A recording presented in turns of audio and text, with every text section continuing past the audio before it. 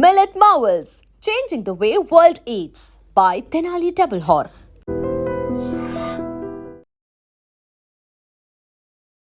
కాసేపటి క్రితమే sensational decision. Actually కొన్ని రోజుల నుంచి కూడా మనకు తెలుసు కల్వకుంట్ల కవితని మేబీ పార్టీ సస్పెండ్ చేయొచ్చు. ఎందుకంటే ఆమె మాట్లాడుతున్న మాటలు కావచ్చు, ఏకంగా పార్టీకి సంబంధించిన వ్యక్తుల మీదనే, అట్లాగే దగ్గర వ్యక్తులు, పెద్ద వ్యక్తుల మీదనే ఆమె కామెంట్స్ చేయడం. దీంతో రాష్ట్ర సమితి, బీఆర్ఎస్ రాష్ట్ర సమితి డిసిషన్ అయితే తీసుకుంది. ఒకసారి ఆ లెటర్ నా చేతిలో ఉంది.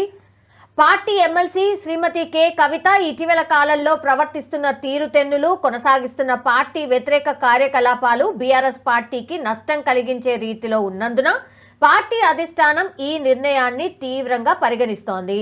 పార్టీ అధ్యక్షులు శ్రీ కె చంద్రశేఖరరావు గారు శ్రీమతి కె కవితను తక్షణం పార్టీ నుంచి సస్పెండ్ చేస్తూ నిర్ణయం తీసుకున్నారు. ఎవరు అంటే పార్టీ క్రమశిక్షణ వ్యవహారాల బాధ్యులు ప్రధాన కార్యదర్శి సోమ భరత్ కుమార్, అట్లాగే టి రవీందర్ రావు, ఆయన ప్రధాన కార్యదర్శి. ఇది లెటర్ రిలీజ్ అయినటువంటి సిచ్యువేషన్.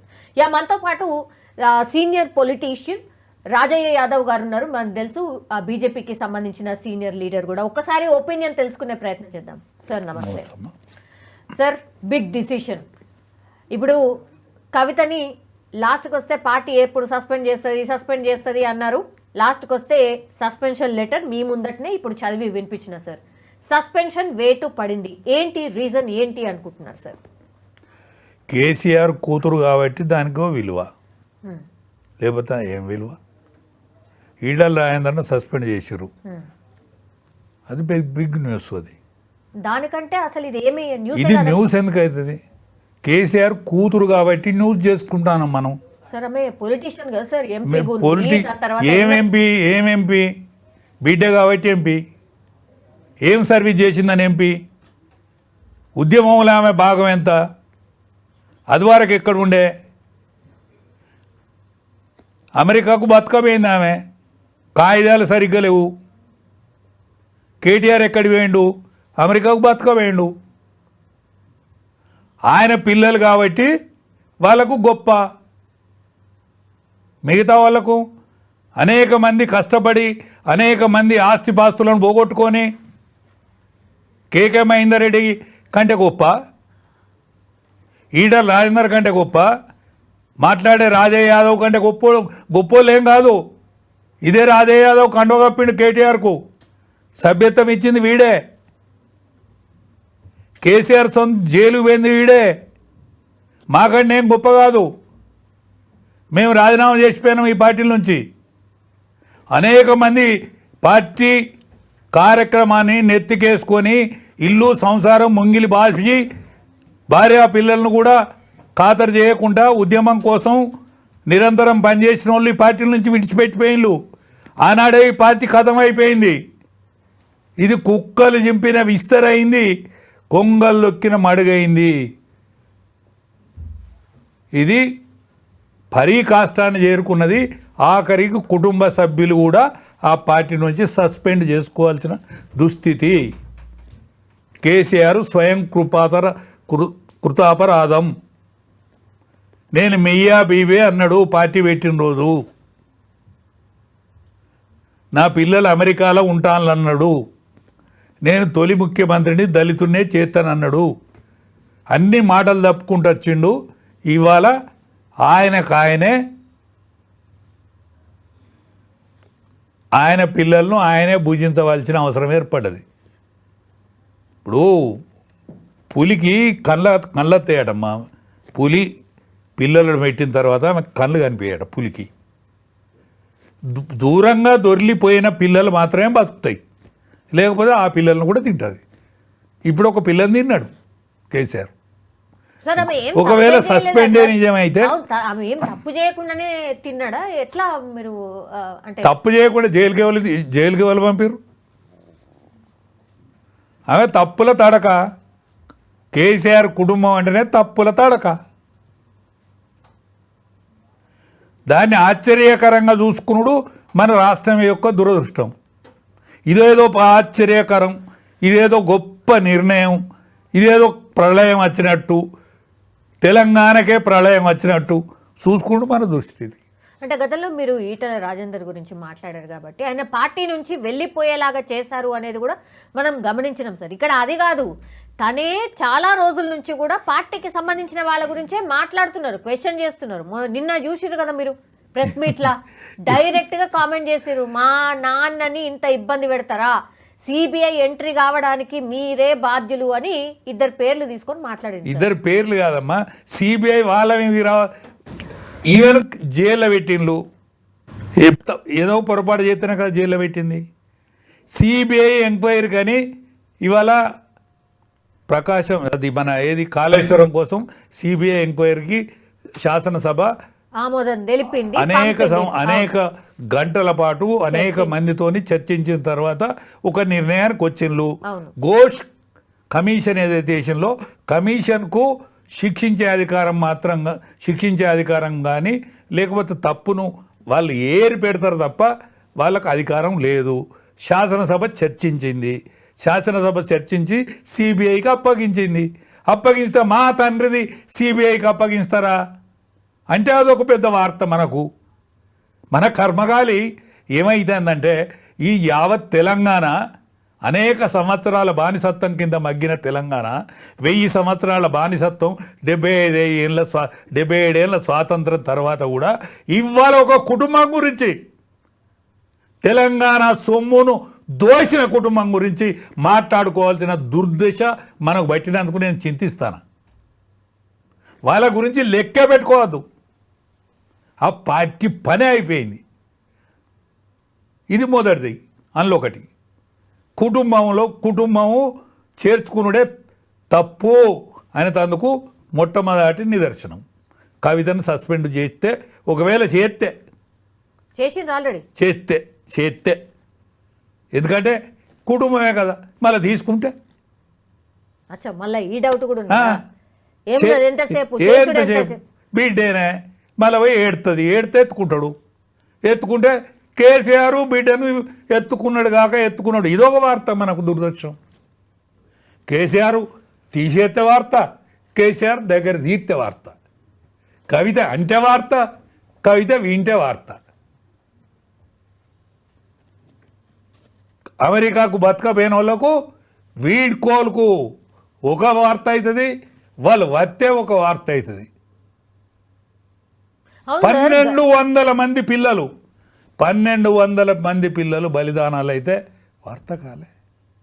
వాళ్ళ పిల్లలు ఏం చేస్తాను, వాళ్ళ తల్లులు ఏం చేస్తాను, వాళ్ళ తండ్రులు ఏం చేస్తాను, అది వార్త లేదు. దానికోసం అన్వేషణ లేదు. ఈమె పెద్ద కొడుకు సర్టిఫికెట్ పోతే వార్త, మళ్ళొచ్చి ప్రెస్ మీట్ పెడితే వార్త. ఈ దురదృష్టాన్ని అనుభవిస్తుంది ఈ తెలంగాణ. ఇంకా సార్ నార్మల్గా మాట్లాడితే అసలు వార్తే కాదు సార్, నార్మల్గా మాట్లాడలేదు కాబట్టి. నార్మల్ ఏంటిది, వాళ్ళకు మాట్లాడే అధికారం కూడా లేదు. వాళ్ళొక మనసులు, వాళ్ళొక మాట, ఆ మాటకు ఒక విలువ, దానికి ఒక వార్త. కేసీఆర్ అంటే కష్టపడ్డాడు, తప్పేం లేదు. కేసీఆర్ గురించి మాట్లాడుకుంటే తప్పులేదు. కేసీఆర్ జ్వరం వచ్చిందంటే తప్పులేదు, వార్తగా చేస్తే తప్పులేదు. కేసీఆర్ పోను, కేసీఆర్ పిల్లలు, కేసీఆర్ మనవరాళ్ళు ఇంకేవాళ్ళని ఉంటే వాళ్ళ గురించి రాసుకోవాల్సిన దుస్థితి ఈ తెలంగాణకు లేదు. తెలంగాణ సాయుధ పోరాటం చేసిన తెలంగాణ, రజాకార్లకు వ్యతిరేకంగా బతికిన తెలంగాణ, నక్సలైట్ల పోరాటం చేసిన తెలంగాణ, కలిసి దాని నుంచి విడిపోవాలన్న తెలంగాణ బలం గది, తెలంగాణ బతుకు గది, దొరలను ఎదిరించిన తెలంగాణ, రజాకారులను ఎదిరించిన తెలంగాణ, నవాబును తరిమి కొట్టిన తెలంగాణ. దీనికి గంతిస్తూ ఉన్నది, తెలంగాణ ప్రజానికానికి గంతిస్తున్నది. ఈ గీవీలకు కేసీఆర్ కుటుంబానికి వార్త చేసి బతకాల్సిన దుస్థితి ఏర్పడుతుంది. ఇప్పుడు కేసీఆర్ గతంలో 10 ఏళ్ల పాటు సీఎంగా కొనసాగినరు. ఆ తర్వాత కేసీఆర్ బిడ్డే ఇంతకుముందు మీరు అన్నట్టుగా తను మాట్లాడింది కాబట్టి వార్త, వేరోళ్ళు అయితే ఎప్పుడో చర్యలు తీసుకుంటారు అనేది కూడా ఒకటి ఉండే. మనుషులనగా చూస్తలేరు కదా, వేరే వాళ్ళని మనుషులను చూస్తలేరు, మనుషుల వద్ద కూడా చూస్తలేరు కదా. 5 జైలు వేయన్లు తెలంగాణకు: జయశంకర్ సాబ్, నాయన్ నరసన్న, కెప్టెన్ లక్ష్మీకాంతరావు గారు, కేసీఆర్ గారు, విజయరామారావు గారు, రాజయ్య యాదవ్. వీళ్ళు నిరాహార దీక్ష పట్టిలే, అమర నిరాహార దీక్ష కోసం వేయలే, వీళ్ళు జైలు వేయలే, వాళ్ళని వార్తం చేస్తలేరు. అనేక మంది నిష్ఠాతులు, కవులు, గాయకులు, తెలంగాణ కోసం అసూలు వాసిన వాళ్ళు, ఆస్తులు అమ్ముకున్న వాళ్ళు, వాళ్ళకు పెన్షన్ ఇవని ఎందుకు డిమాండ్ చేస్తలేదు తెలంగాణ మన ఏంది సమాజం? వాళ్ళకి ఎందుకు పెన్షన్లు ఇవ్వద్దు? ఏమి చరిత్ర ఉన్నదని ఈయన ముఖ్యమంత్రి అయిండు. పులి లాంటివాడు కదా, బక్కబడి ఓడిపోయింది. కేసీఆర్ అన్యం కాదు, కేసీఆర్ వద్దంటే కదా వచ్చినోడు రేవంత్ రెడ్డి. కేసీఆర్ ఇవ్వబోయే పెన్షన్, కేసీఆర్ నువ్వు ఇస్తానంటివి 250 గదాలు ఇస్తా, నేను పెన్షన్ ఇస్తానంటివి. అదెందుకు వార్త అవుతలేదు?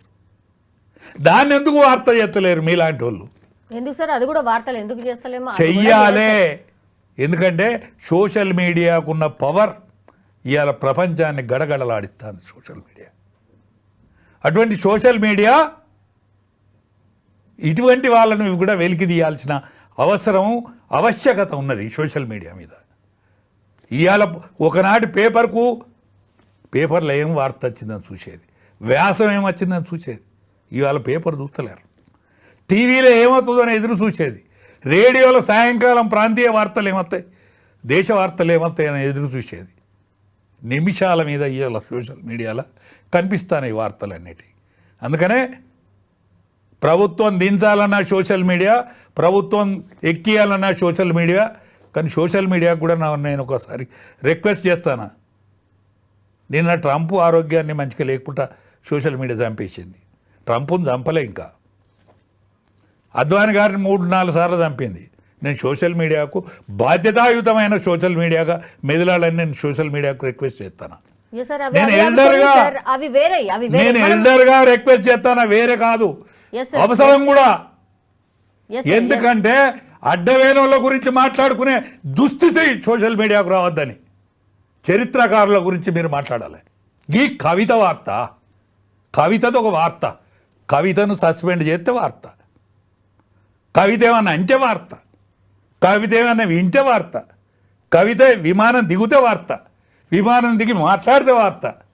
ఎక్కడి కవిత, ఎక్కడున్నవారు? అంటే పార్టీలో ఉంటే కూడా ఎట్లంటే అట్లా మాట్లాడితే వార్త కాకుండా ఉంటుందా సార్? మరి బీఆర్ఎస్ పార్టీలనే ఉన్నది, తను వేరే పార్టీ అయితే ఎవరు మాట్లాడరు కదా. ఆమె అదే పార్టీలు ఉంటుంది, వాళ్ళ తండ్రికి సంబంధించిన పార్టీ, ఆమె అన్నీ తెలుసు, ఆమె ఆ పార్టీలో ఉంటూ ఆ పార్టీనే తిడుతుంది. మరి మాట్లాడకుండా ఎట్లుంటారు సార్? ఆ పార్టీలో ఉండే, మీరు సీనియర్ కాబట్టి అసలు ఏంది ఒపీనియన్ అని ఆ పార్టీలో ఉండే ఆ పార్టీని తిట్టే మనిషిని గురించి మనం ఎంత తక్కువ మాట్లాడుకుంటే అంత మంచిది, ఎంత చిన్నగా మాట్లాడుకుంటే అంత మంచిదని నా ఉద్దేశం. కేసీఆర్ గారి మనస్తత్వం ప్రకారం సార్, ఇన్ జనరల్లీ ఆయన ఇట్లాంటి డిసిషన్స్, బిగ్ డిసిషన్స్ తీసుకోవాలి అనుకున్నప్పుడు ఏం ఆలోచిస్తారు సార్? ఇప్పుడు ఆయన బిడ్డ కాబట్టి గిన్ని రోజులు బట్టి ఆగింది ఇది. లేకపోతే ఎప్పుడో ఎవరు పడితే వాళ్ళని తీసి పారేయలేదా ఈ పార్టీ నుంచి? ఆ పార్టీ కోసం ఎంతో కష్టపడ్డ వాళ్ళని తీసేయలేదా? కేకే మహేందర్ రెడ్డి గారు ఆయన మొత్తం సంసారాన్నే కడిగి పెట్టిండు టీఆర్ఎస్కు. కొడుకు కోసం ఆయన తీసి పారేసిండు. కొడుకు టికెట్ ఇవ్వలేదు కాబట్టి ఆయనకు టికెట్ ఇవ్వలేదు. అనేక మంది నిష్ఠాతులు నిజామాబాద్లో పనిచేసిన వాళ్ళు ఉన్నారు, ఆశించిన వాళ్ళు ఉన్నారు. బిడ్డకు టికెట్ కాబట్టి తీసేసిండ్రు. బిడ్డకు టికెట్ ఇవ్వాలి కాబట్టి బిడ్డకు పార్లమెంట్ టికెట్ ఇచ్చుకున్నాడు. ఓడిపోయిన వాళ్ళు ఎంతమంది ఉన్నారు, ఓడిపోయిన వాళ్ళు అంగలార్చిన వాళ్ళు ఎంతమంది ఉన్నారు? ఎమ్మెల్యే చేసిండు ఏంటనే బిడ్డ కాబట్టి. కుటుంబ పార్టీని చేసుకున్నాడు కదా అంటాను. ప్రజాస్వామ్యయుతమైన పార్టీ, పోరాడిన పార్టీ, పోరాడితే పుట్టిన పార్టీ తెలంగాణ. అటువంటి తెలంగాణను ఆయన ఇంటి సంస్థగా, జేబు సంస్థగా మార్చుకున్నాడు కదా. అందుకనే దీన్ని వార్త చేస్తే నా పోటోడు ఇది పెద్ద వార్త కాదు అని చెప్పుట్లో తప్పు లేదు. ఎందుకంటే నాకు ఉద్యమంలో బాగా ఉన్నది, ఉద్యమంలో నా చెమట ఉన్నది, నా రక్తం ఉన్నది, నా కష్టం ఉన్నది. నేను 50 సంవత్సరాల నుంచి 70 సంవత్సరాల వయసు వచ్చేదానికి నేను పనిచేసినాను. అందుకనే ఈ వార్త పెద్ద బిగ్ వార్త కాదు, కానీ ఆ పార్టీ పతనావస్థకు చేరువలో ఉన్నదన్నందుకు వార్త. ఓకే, నెక్స్ట్ స్టెప్ ఏముండొచ్చు సార్? అంటే కవిత గారి స్టెప్ ఏముండొచ్చు? ఏముంటే ఏమవుతుంది? ఏముంటే ఏం కాదు, కొత్త పార్టీ Only- పెట్టబోతున్నారు అని అంటున్నారు. పెట్టుకొని ఏమున్నది. సార్ అంత లైట్ గా తీసేస్తున్నారు. ఏమైతుంది? ఏ బలం లేదు అసలు, తనకి ఏమీ లేదు అని ఏమీ తీసి లేదు, ఉద్యమం ఏమీ గురించి- లేదు కాక ఏమీ లేదు, నాకు తెలుసు కాబట్టి అంటాను. నేను దగ్గరుండి పనిచేసినాను కాబట్టి అంటాను. బతుకమ్మ వాళ్ళు ఆడుకోరు, బతుకమ్మ వాళ్ళ కుటుంబంలో ఆట కాదు, బతుకమ్మ బహుజనులది, బతుకమ్మ బహుజనులది. ఆమెకో పాత్ర కాబట్టి, ఆమెకో పాత్ర కావాలి కాబట్టి ఆమె తెలంగాణ బతుకమ్మ పట్టుకొని తిరిగితే మా పోటీ తెలంగాణ పిచ్చోళ్ళం ముందట తిరిగినాం కాబట్టి దానికి ఒక వాల్యూ ఏర్పడ్డది. దాన్నే ఒక భాగం చేసుకున్నది ఆమె. ఆనాడు మహిళా విభాగంలో ఇది ఒక విభాగం, బతుకమ్మ ఒక విభాగం, ఆమె దానికి హెడ్ అయింది. అంతకంటే పెద్ద పెద్ద నాయకత్వం ఏం వహించలే. ఆమెకు టికెట్ ఇచ్చినాడు, నేనున్నా. అంకుల్ నా పేరేమైనా చర్చకు వచ్చిందని నన్ను అడిగేది, నాకు తెలుసు కాబట్టి నేను అంటాను. అదే సార్, తండ్రితోని అంత ర్యాపో లేదా, అంత ఈజీగా నా చర్చకు వచ్చిందా నా పేరని నన్ను అడిగిన మాట వాస్తవం, నన్ను అడిగిన మాట వాస్తవం. ఆయన ఆఖరికి ఏదో దొంగ రాత్రి టిక్ పెట్టాడు. ఆమె రాత్రిపూట ఏమో ఈ పొల్ల ఎడుతుందని టిక్ పెట్టాడు. ఆనాడు మూమెంట్ ఉన్నది కాబట్టి గెలిచింది. మళ్ళోసారి ఎందుకు గెలవలేదు? మళ్ళీ ఒకసారి ఎందుకు గెలవలేదు అంటాను. నా మహానాయకురాలు అయితే మళ్ళోసారి కూడా గెలవాలి. అదే కేసీఆర్ ఎక్కడ పోటీ చేసినా గెలిచాడు. కరీంనగర్లో పోటీ చేసిండు, గెలిచిండు. మెదక్లో పోటీ చేసిండు, గెలిచిండు. మహబూబ్నగర్లో పోటీ చేసిండు, గెలిచిండు. నాయకునికి ఉండేటువంటి కెపాసిటీ, క్యాలిబర్ అది. ఆమె రెండోసారి గెలవలే. అందుకనే ఆమె గురించి మనం అంతగా మాట్లాడుకోవాల్సిన అక్కర్లేదు. తెలంగాణ రాష్ట్ర సమితి అనేది బీఆర్ఎస్ అన్నాడు, అది వీఆర్ఎస్ అయింది. ఇది మరింత వీఆర్ఎస్ అవుతుంది, అంతే అంతే తప్ప ఇంకేం లేదు. ఇంకా వీకెండ్ అవుతూ పోతుందంటారు పార్టీ, అంతే కంప్లీట్ అయిపోతుంది. దానిలో ఎవ్వరు ఉండరు. ఇంకేం ఎవరు మిగులుతారు? ఇప్పుడు సంతోష్ అనే తోడు అదొక 6th ఫింగరు, అదొక పెద్ద ఏలు కాదు, అది 6th ఫింగర్. అది ఇంకెవరున్నారు? కేటీఆర్, హరీష్ రావు, కేసీఆర్, ముగ్గురే. వాళ్ళు ముగ్గురే నాయకులు. ఇప్పుడు కోపం అయితే హరీష్ రావు పార్టీ విడిచిపెట్టి వెళ్ళిపోతాడు, గంతే.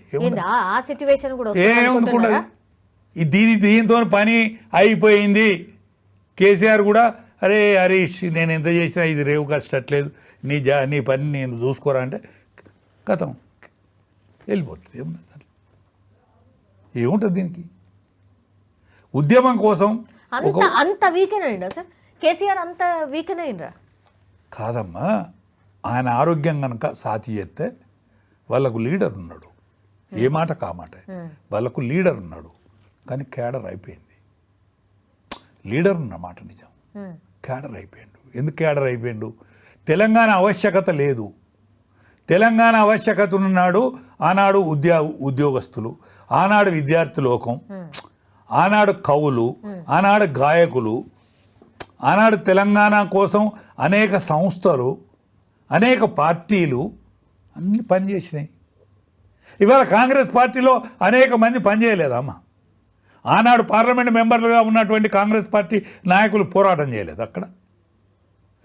ఏది తెలంగాణ ఏర్పడే రోజు కాంగ్రెస్ పార్టీ ఇక్కడ తెలంగాణలో ఉన్న నాయకులందరూ కూడా సహకరించిండ్రు. సికింద్రాబాద్ ఎంపీ ఇవాళ రాజగోపాల్ రెడ్డి, ఇవాళ అనేక మంది నాయకులు ఉన్నారు, తెలంగాణ నాయకులు, వాళ్ళందరూ కూడా పనిచేసిండ్రు. ఆనాడు బాంబులు వేసే పరిస్థితి ఏంది? పొగ బాంబులు ఎత్తా అంటే ఆంధ్ర పార్లమెంట్ మెంబర్లు పొగ బాంబులు ఎత్తా అంటే ఆనాడు వీళ్ళందరూ గట్టిగా నిలబడ్డారు. ఆనాడు బీజేపీ పార్టీ సపోర్ట్ చేసింది, సుష్మా స్వరాజ్ గట్టిగా సపోర్ట్ చేసింది. సపోర్ట్ చేస్తేనే తెలంగాణ బిల్లు పెట్టడం జరిగింది. అట్లా తెలంగాణ వచ్చింది. వచ్చిన తెలంగాణను ఊన్ చేసుకున్నాడు కేసీఆర్ గారు. మిగతా పార్టీలు సొమ్ము చేసుకోలేకపోయినాయి, కేసీఆర్ పోరాడి తెచ్చిండని అనుకున్నారు కాబట్టి కేసీఆర్కు అవకాశం ఇచ్చిండ్రు. 10 సంవత్సరాలు ముఖ్యమంత్రిగా వెలిగిండు. వెలిగిన క్రమంలో వీళ్ళందరూ దాన్ని ఖరాబు చేసిళ్ళు, పార్టీలో సంపాదించుకున్నారు. సంపాదించుకునే పేరు బదనం అయితే అయిందా కాలేదా?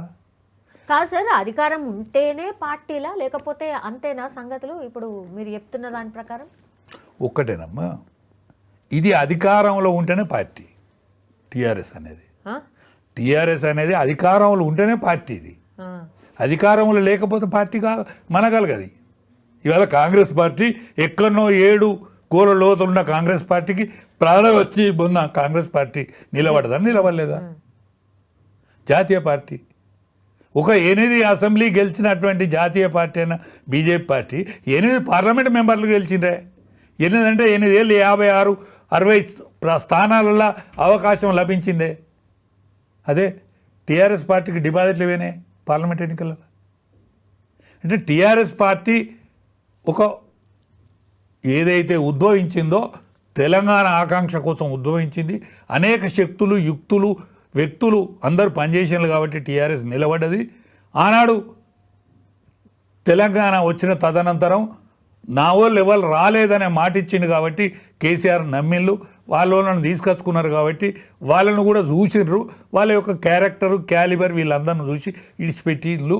తెలంగాణ ప్రజానీకం విడిచిపెట్టింది కాబట్టి కేసీఆర్ ఫామ్ హౌస్కు పరిమితమైండు. కేసీఆర్ పిల్లలు ఒకరొకరు కొట్టుకొని చత్తారు. ఇది చరిత్ర, ఏమున్నది. ఇప్పుడు కాళేశ్వరం విషయం వచ్చింది సార్. కాళేశ్వరంకి సంబంధించి మొత్తం అంత సుదీర్ఘంగా విచారణ జరిగింది. అసెంబ్లీ ఒక తీర్మానం చేసి పంపించింది. సిబిఐ విచారణకు ఆదేశించండి, ఈ రిపోర్ట్ని మేము వాళ్ళకి పంపిస్తున్నాం, సిబిఐ వచ్చి విచారణ చేసుకోవచ్చు అనేది క్యాబినెట్ తీర్మానం చేసి పంపించారు. ఇప్పుడు బాల్ ఏడుంది అని అంటే కేంద్రం కోర్టులో ఉంది సార్. నెక్స్ట్ ఏం చేస్తుంది? టెక్నికల్గా ఇంకా అనేక కార్యక్రమాలు కావాలి దాంట్లో. సిబిఐ రమ్మనంగానే సిబిఐకి ఏం పని లేకుండా ఉండదు. దేశం మొత్తం మీద సిబిఐకి అనేక విషయాల మీద, ఇటువంటి పొరపాట్ల మీద ఎంక్వైరీ చేసేటువంటి పని వాళ్ళకు ఉంటుంది. కాబట్టి వాళ్ళకు తీరదా అని వాళ్ళ యొక్క అభిప్రాయాన్ని కూడా కనుక్కోవాల్సిన అవసరం ఉంటుంది. కేంద్ర పాలిత ప్రాంతాల్లో అయితేనో డైరెక్ట్ సిబిఐ పోయి ఎంక్వైరీ చేస్తుంది. రాష్ట్రాలలో అనవసరంగా అయిన దానికి కాని దానికి సిబిఐ జోక్యం తీసుకోదు. అసెంబ్లీ తీర్మానం చేసింది కాబట్టి ఏదైతే ఎంక్వైరీ కమిటీ వేసిందో, ఓ కమిషన్ వేసిందో, ఆ కమిషన్ ఇచ్చిన రిపోర్టును క్షుణ్ణంగా నిన్న ఒక 9 గంటలు దాని మీద చర్చోపచర్చ చేసిన తర్వాత సిబిఐకి అప్పగించాలనేటువంటిది ఆఖరి తీర్మానంకి వచ్చింది. కాబట్టి ఇంకా కార్యక్రమం ఉన్నది, మిగిలి ఉన్నది. ఆ కార్యక్రమం పూర్తయితే సిబిఐ నిజాన్ని నిగ్గుదేల్చేటువంటి సమయం ఉంటుంది. ఎవరి చేతుల్లో ఉండదమ్మా ఇది. సిబిఐ అనేది ఒక స్వతంత్ర సంస్థ కాబట్టి ఎవరి చేతుల్లో ఉండదు, ఏ పార్టీ చేతుల్లో ఉండదు, ఏ పార్టీ చేతులు ఉండదు. పర్మిషన్ ఇవ్వాల్సిందైతే కేంద్రమే కదా, కేంద్రం హోంశాఖనే కదా. హోంశాఖ ఇస్తుందమ్మా. హోంశాఖ రొటీన్ కార్యక్రమం తప్ప హోంశాఖ అడ్డం పెట్టే కార్యక్రమం ఏముండదు. మీ యొక్క వ్యక్తులు, మీ యొక్క బలగము, మీ యొక్క వాళ్ళందరూ కూడా సహకారం తీసుకొని మేము ఈ పని పూర్తి చేస్తాం, సహకరించండి, మీరు కూడా సహకరిస్తే మేము పని పూర్తి చేస్తామని టెక్నికల్గా వాళ్ళకి ఉంటుంది, అంతే తప్ప ఏముండదు. నిజం నెగ్గుదేలుతారు. ఎవ్వరైనా ఈ దోషులను విడిచిపెట్టరు కాక విడిచిపెట్టరు. ఎప్పుడు జరగచ్చు? ఇప్పుడు దీన్ని రాజకీయ కోణంగా కూడా చూస్తున్నారు సార్. ఎప్పుడు ఇమ్మీడియట్ గా టేకప్ చెయ్యరు. ఖచ్చితంగా ఇప్పుడు బీఆర్ఎస్ ని బీజేపీలో విలీనం చేస్తే అసలు ఆ చర్చే ఉండదు, సిబిఐ కూడా రాదు అని అంటున్నారు. అట్లా ఎన్నో అంటే ఇవన్నీ అపోహలమ్మా, ఇవన్నీ అపోహలు. బీఆర్ఎస్ను బీజేపీలో విలీనం చేస్తాడు అనేది ఒక అపోహ. ఇప్పుడు అనేక సంవత్సరాల నుంచి అంటాను, ఇన్ని రోజులు బట్టి కాంగ్రెస్ పార్టీ ఎందుకు అప్పచెప్పాలి అంటే బాగా వీకెన్ అయిపోయిన దాకా చూస్తున్నారు. వీకెన్ అయిన తర్వాత అప్పుడు చేసుకుందాం అనుకుంటున్నారు. ఇప్పుడు కాంగ్రెస్ పార్టీ కదా ఇక్కడ పరిపాలించేది, బీజేపీ పార్టీ అయితే కాదు కదా ఇక్కడ పరిపాలించేది. కాంగ్రెస్ పార్టీ ఇది తేలిన రోజు వాళ్ళు వచ్చి 2 సంవత్సరాలు దాటింది కదా. ఈ 2 సంవత్సరాల నుంచి ఏం చేసింది కాంగ్రెస్ పార్టీ? సార్ ప్రాపర్ గా ఎంక్వైరీ వెంటనే తీర్మానం చేసి వెంటనే ఈ ఘోష్ కమిషన్ వేయడానికి గిన్ని రోజులు ఎందుకు పట్టింది? అనేక టైం తీసుకున్నది కదా. ఇప్పుడు అప్పచెప్పింది కాబట్టి దాన్ని వీలు ప్రకారం, దాని లెక్క ప్రకారం, దాని పద్ధతి ప్రకారం వెంటనే చర్య తీసుకుంటే కక్ష సాధింపు చర్య అంటారా వెంటనే చర్య పూనుకున్నారు అనుకోండి, కక్ష సాధింపు చర్య ఎవరంటారు? అనుభవించేటోడు. ఎవడైతే సార్ ఎప్పుడైనా అంటున్నాడు, ఎప్పుడు అంటాడు. అట్లని కాదమ్మా, దానికి ఒక టైం పాబంది ఉంటుంది, దానికి లెక్క వాత ఉంటుంది, దాని టైం పాబంది ప్రకారం చేస్తారు, ఎంక్వైరీ చేస్తారు. దోషులు ఎంతటి వారైనా విడిచిపెట్టరు. కాళేశ్వరంలో మీ లెక్క ప్రకారం ఎన్ని కోట్ల రూపాయల అవినీతి జరిగింది సార్? మీ ఒక్కటేనమ్మా, కాళేశ్వరం కట్టుడు తప్పని ఎవ్వలన్నలేదు. కాళేశ్వరం కట్టుడు తప్పని ఎవ్వలన్నలేదు. కాళేశ్వరం కట్టిన మాట నిజము. కాళేశ్వరం నిపుణులతో కట్టబడ్డదని కేసీఆర్ నోట అనకపోవుడే తప్పు. నేనే కర్త కర్మ క్రియ నా చెవుట వడిపి కట్టినా అని అనడమే కరెక్ట్ కాదు. కాళేశ్వరంకు ఒక స్పెషల్గా కాళేశ్వరంకు ఓ కార్పొరేషన్ ఏర్పాటు చేయడంలో అనుమానాలకు తావిచ్చింది. ఇప్పుడు కేంద్ర ప్రభుత్వం డబ్బులు ఇత్తనన్నా తీసుకోకుండా, తక్కువ వడ్డీకి ఇచ్చేటువంటి పైసలను తీసుకోకుండా ఎక్కువ వడ్డీకి కార్పొరేషన్ ఏర్పాటు చేసి తీసుకునే వరకు దానిలో ఏమైనా తినడానే అపోహకు దారితీసింది. నిపుణుల ఆలోచన మేరకే ఇక్కడ కాళేశ్వరం కట్టబడ్డది అని చెప్తే తప్పే లేకుంటుండే, కానీ నిపుణులు కాదు నేనే అన్ని చేసిండనే వరకు దాన్ని తప్పు పట్టుకునే ఆస్కారం ఏర్పడ్డది. అంతకంటే ముందుగాల అందరు వచ్చి దీన్ని చూడాలి అని ఫ్రీ బస్సులు పెట్టి పంపిండు. దాని తర్వాత ఇక్కడికి వస్తే పోలీసు వాళ్ళు ఉంటారు అని బెదిరించిండ్రు. కాబట్టి అనుమానాలకు తావిచ్చింది. ఆ అనుమానాలకు తావేయకుండా ఘోష్ కమిషన్ వేసిండ్రు.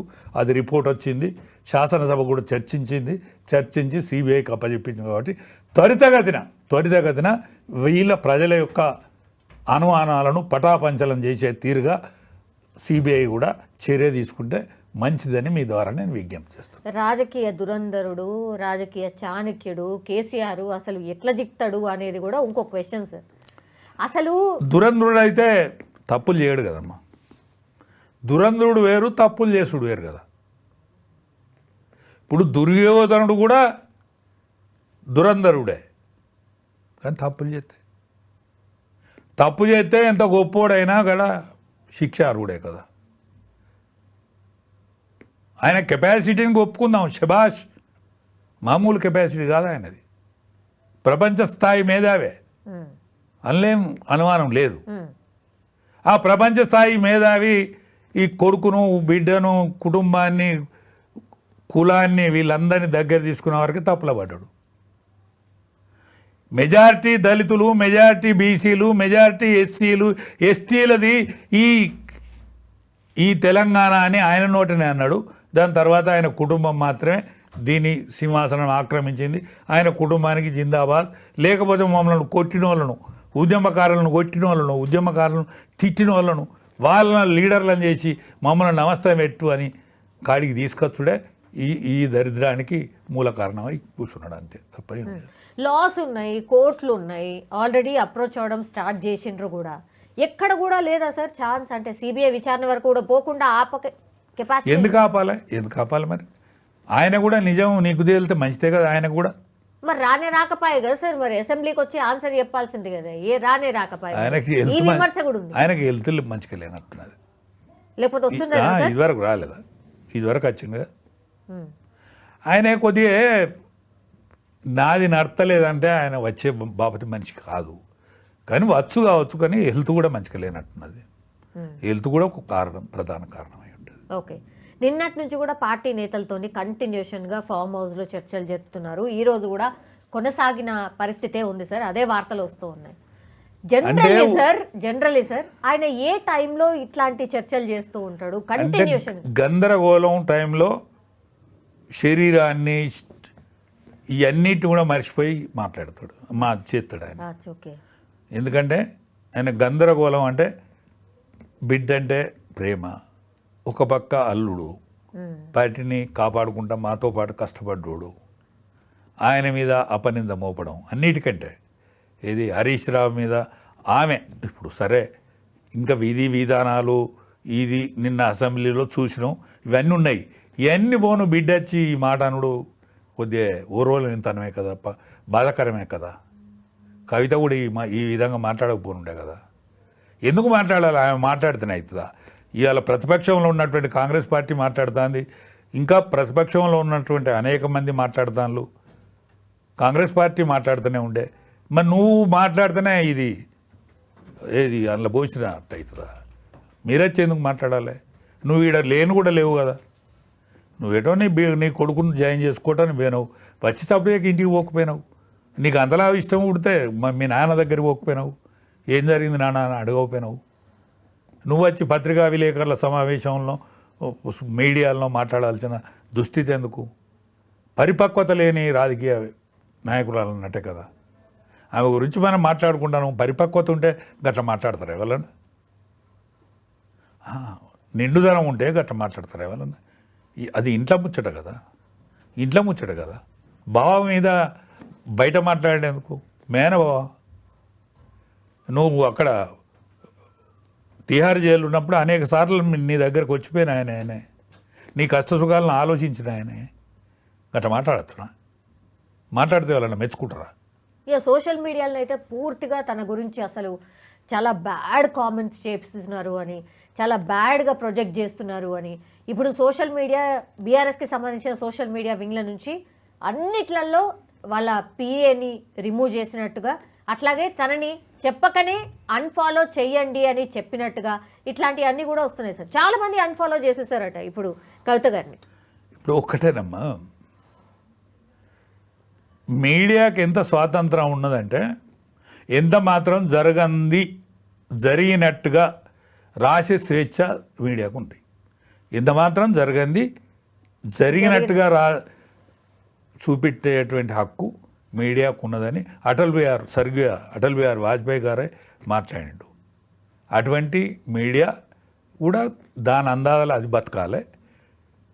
మీడియాలో వచ్చింది నిజం కాదు కదా అని వీళ్ళు అనుకోవాలి. ఉందాగా మీడియాలో వస్తాయి ఈ వార్తలు నిజం కాదు కదా. ఎందుకంటే నిజం అనేది ఆ మనిషికైతే తెలుస్తుంది కదమ్మా, నిజం వాళ్ళకైతే తెలుస్తుంది కదా.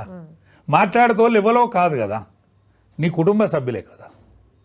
మాట్లాడేతోళ్ళు పరాయిలు కాదు కదా. ఒకళ్ళు నీ అన్న, ఒకళ్ళు నీ మేనబావ, నీ మేనత్త కొడుకు ఉద్యమంలో పనిచేసిండు.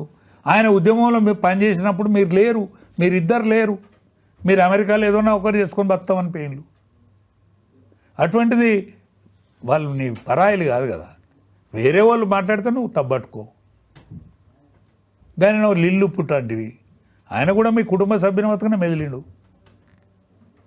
నాకు తెలుసు, ఎందుకంటే నేను దగ్గర ఉన్నా కాబట్టి నాకు తెలుసు. ఆయన కూడా మీ కుటుంబ సభ్యుని బతుకునే మెదిలిండు. ఆయన ఏదంటే అది మార్చే శక్తివంతుడు ఆయనే పార్టీలో. సార్ లాస్ట్లీ ఏం జరగవచ్చు సార్? ఏది జరగాలనో అది జరుగుతుంది. టీఆర్ఎస్ మాత్రం గురించి మాత్రం ఇక మనం మాట్లాడుకున్న రోజులు అయిపోయినాయి. అంత పెద్ద మాట అన్నారు ఏం సార్? టీఆర్ఎస్ పోయి అది బీఆర్ఎస్ అయినాడు, అది దాని పని అయిపోయింది. నేను ఇదివరకు అనేక వేదికల మీద మాట్లాడినా, ఇప్పుడు కూడా మాట్లాడతాను. Sir thank you so much sir. చూద్దాం ఏం జరుగుతుందో. నిజంగానే అంటే కవిత గారిని సస్పెండ్ చేసిన తర్వాత రాజకీయ పరిణామాలు ఎట్లుంటాయి, తన స్టెప్స్ ఏంటి అనేది కూడా పెద్ద ఎత్తున చర్చ అయితే జరుగుతోంది. బట్ కవిత గారు అట్లాగే దెన్ కేసీఆర్ గారితో ట్రావెల్ చేసినటువంటి వ్యక్తులు మాత్రం చాలా గట్టిగా చెప్తున్నారు వాళ్ళ అభిప్రాయాలు. చాలా అంటే అప్పుడున్నటువంటి పార్టీ వేరు, ఇప్పుడున్నటువంటి పార్టీ వేరు, పూర్తిగా మారిపోయింది. మరి చూడాలి ఎట్లాంటి డిసిషన్స్ వస్తాయి ఆర్ ఎట్లాంటి టర్న్ తీసుకుంటుంది పాలిటిక్స్ అనేది చూడాల్సిందే. Thank you so much. నిజంగా ప్రస్తుతం ఉన్నటువంటి సమాజం దేనికి ప్రయారిటీ ఇస్తుంది? ఆర్థిక సంబంధాల చుట్టూ మాత్రమే తిరుగుతుంది. మళ్ళీ ఎన్నికలంగానే చాలా విరక్తి కలుగుతాం. మంచి అనిపిస్తుంది కదా, లేడీస్ కూడా ఛాలెంజింగ్ జాబ్స్ చేసినప్పుడు చాలా బాగుంటది. ట్రాఫిక్ అసిస్టెంట్స్ గా నియమించిన ట్రాన్స్జెండర్స్ అందరితో సాల్యూట్ చేయించుకుంటున్నారు. ఫుడ్ డెలివరీ ఇవ్వటానికి వెళ్ళినటువంటి డెలివరీ బాయ్ అనిల్ పై కళ్ళ ముందు